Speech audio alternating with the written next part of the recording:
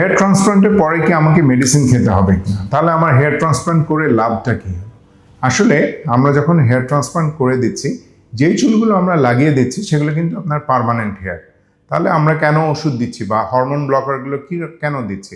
আপনার যেই অংশটুকুতে আমরা হেয়ার ট্রান্সপ্লান্ট করছি তার বাইরেও কিন্তু আপনার চুল রয়েছে যেগুলোতে কোনো কাজ করা হয় না। হেয়ার পড়ে যাওয়া বা বলনেস একটা প্রোগ্রেসিভ ডিজিজ। সুতরাং আমরা যদি শুধুমাত্র হেয়ারের উপরে কনসেন্ট্রেট করি, আপনার যে এক্সিস্টিং হেয়ার ফল হচ্ছে বা এক্সিস্টিং যেই হেয়ার আছে সেটা যে নষ্ট হয়ে যাচ্ছে, সেটাকে যদি আমরা অ্যাড্রেস না করি, তাহলে দেখা যাবে আপনি যতটুকু জায়গায় হেয়ার লাগিয়েছেন অতটুকু আছে, বাকি পাশ দিয়ে কিন্তু দিনকে দিন খালি হয়ে যাচ্ছে।